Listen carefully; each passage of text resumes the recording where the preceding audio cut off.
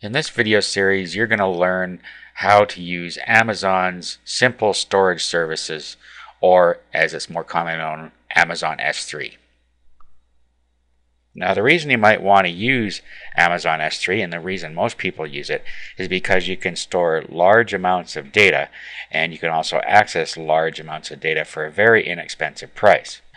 The reason this is advantageous is because of the large size of files these days.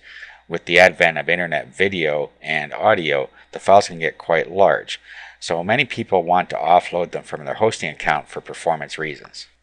By using Amazon S3, you can have your main website running off of your everyday server and have your files on the Amazon S3 server. And what this does is it allows your website not to get bogged down with file downloads.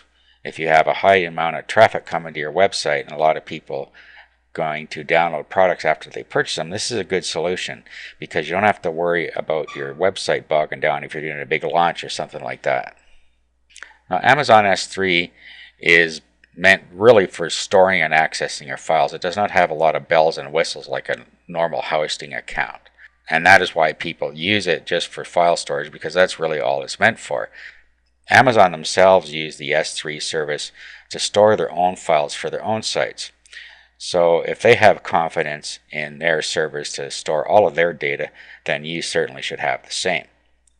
Now, Amazon S3 service is also very inexpensive. Really, it's just pennies a gigabyte for data storage and very low fees for bandwidth, so it's a reasonable solution. Okay, now of course your first step is going to be to set up an Amazon S3 account. And you can do that from amazon.com/S3. Now if you already have an existing Amazon account, you can use that, and when you sign in using that account, you'll be told that you have to set up an Amazon Web Services account. And just go ahead and continue at that point. If you don't have an Amazon account, you can just click up here to create an AWS account. That stands for Amazon Web Services. Next page you get is just an overview of the prices of data transfer and data storage at the time that you're signing up. At the bottom it'll show your payment processors that you already have on file. Then you can add any others down here if you want. And click continue. Then you just review your selections. You can also add their premium support if you want that. Then just click complete sign up. At this point you'll get a welcome email, and in that email they're going to tell you that you need an access web key in order to send valid requests to the Amazon S3 service. Now, once you click on the link in your email, you'll come to this screen, and this explains a little bit about the two types of request identifiers that Amazon Web Services uses. Now you're going to need these access identifiers, your secret access key and your access key ID, to be able to access your files. Now there is a lot to Amazon S3, but we can bypass all of it just by using the Firefox browser and a plugin. And I'm going to show you how to use the Firefox plugin and the browser together so that you can access your files and they can be viewed on the internet. Now, the first thing you're going to need is Firefox. If you don't have the Firefox browser installed, you need to install it now. Just go to mozilla.com/Firefox, and then you can download and install the browser. It's very self-explanatory. Once you got the browser installed, you're going to have to get the Amazon S3 Firefox Organizer. There's a link to that in the resources file. So all you do is come to here, and once you have Firefox installed, just click Add to Firefox, and then accept and install.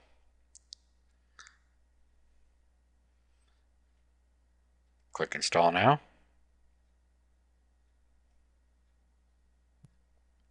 And then a window like this will pop up. And then you have to restart Firefox. Just click the Restart Firefox button over here. Then it should reopen for you when it's done. After it restarts, when you go into Tools, you should now see here S3 Organizer.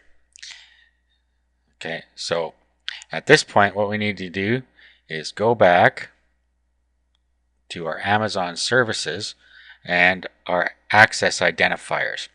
In here you have your access key ID. So copy that, then open Notepad or somewhere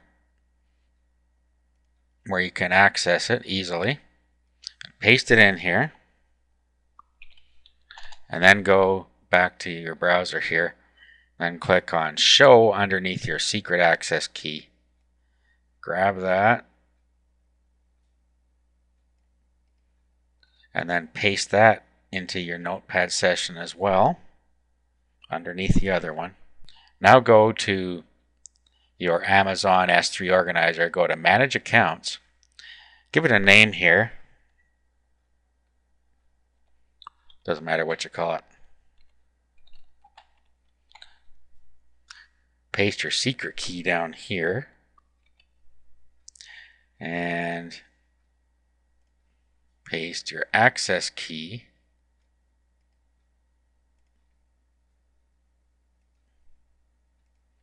in here. Click Add. Okay, so now you have S3 Account 1. So we can close that. And here we are, S3 Account 1. Okay, and then you have your own computer on this side, and you have your Amazon account on this side.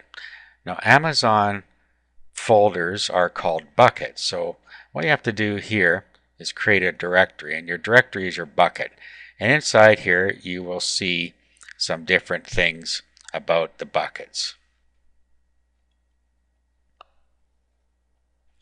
Okay, so what I'm going to call this is Store Videos. Now, of course, you can call them anything you want. And then I'm going to create another one called Public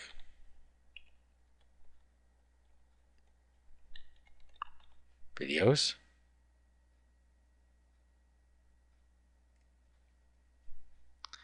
Okay, so then what I could do is find stuff on my computer on this side and upload it where I want over here. Now in my store videos, this would be stuff that I'd want for my own use. Now over here we have something called ACL, Edit ACL. So if we click on that, what we have here are our access control. And this is for each of our buckets. So in the current bucket, which is my storage bucket, I have everyone read, write, and full control, authenticated users read, write, and full control, and owner read, write, and full control, which is what I want in the case of my store videos, because this is only for my use. So anything I upload here is simply storage for myself. Now, under public videos, if I go to the ACL, I'm going to want to edit this. So I'm going to want everyone to be able to read it. That way, if I have videos in there that I want people to be able to read, or I want people to be able to download files, I want them to be able to read it. Click OK, and that's how we set the permissions the way we need them.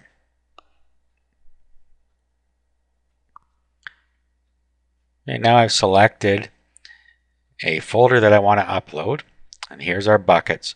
And I'm going to upload this folder into public videos. So double click on that, and then what we'll do is we click on Tour, we right click, and we click Upload. Now what will happen is it will upload all of the files in the queue up into our bucket called public-videos.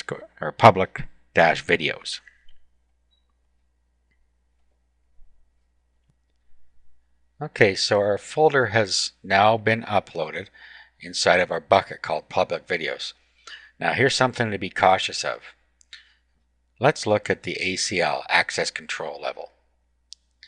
Notice that it is not readable, and that is because, now we can set it here if we want. If we go to edit ACL, we could actually set it to be readable here, or what we could do, if we always want everything in this bucket to be readable by the public, and we could go into Edit ACL, and then down here just make sure we have Apply to Subfolders checked and click OK. Now when we go in here, we'll see that it is readable, and all the files in here will be able to be read as well. Okay, so we've uploaded all of our video files here now. Now, to access it, we have to use a special URL to this one, and it will be our bucket name, public-videos dot s3.amazonaws.com/tour, and then /tour.html will be how we access this video. And just to make sure that works, we'll bring that up now. Actually, now let's clear this. We can clear the completed. Now I'll bring up a blank window here, and then we will paste the URL in there that we need to use. So the generic name is bucket name.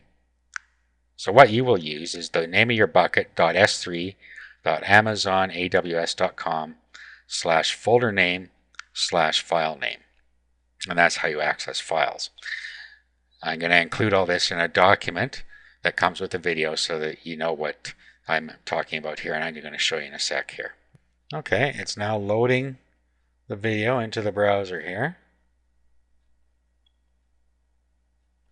And as you can see, it's loading Camtasia Studio file in there, and that's how we get everything to work in our Amazon S3 account. Now let's just go over how to embed your video into an existing web page.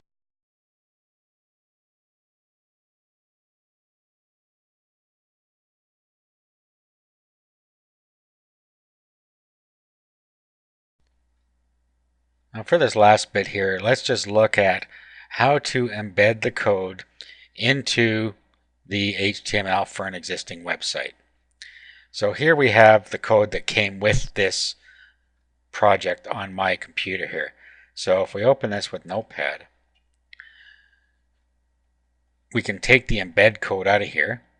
See, users looking for simple embed code. So what we can do is just grab the simple embed code, do a copy.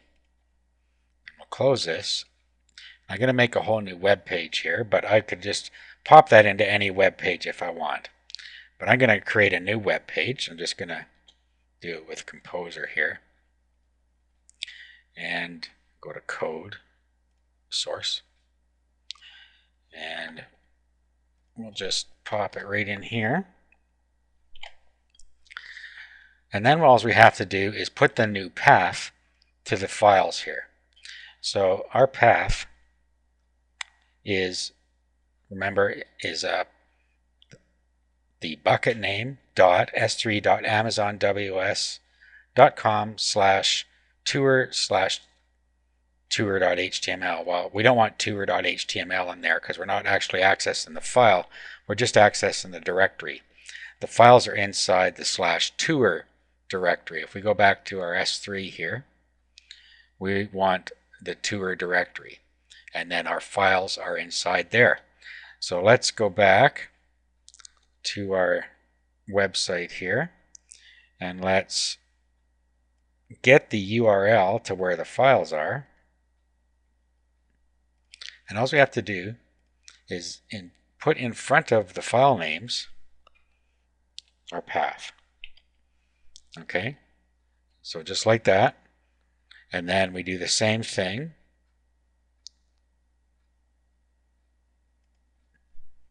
here. And then we do the same thing here. So anywhere where it's referencing a file, where it has a source equals, that's going to be a file that we need to put the URL in front of so that it knows to access them there. I think I got them all here. Just zip across here. Okay, here's another one.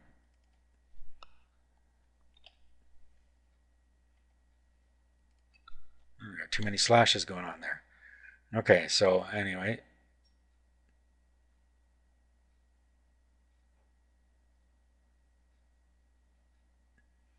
Alright, so that's it. Just fix these slashes here that I somehow have too many of.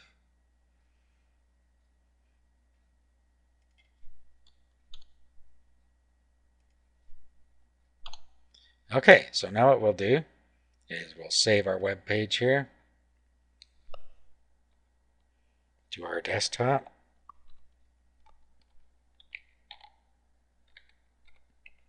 So we'll save that to our desktop.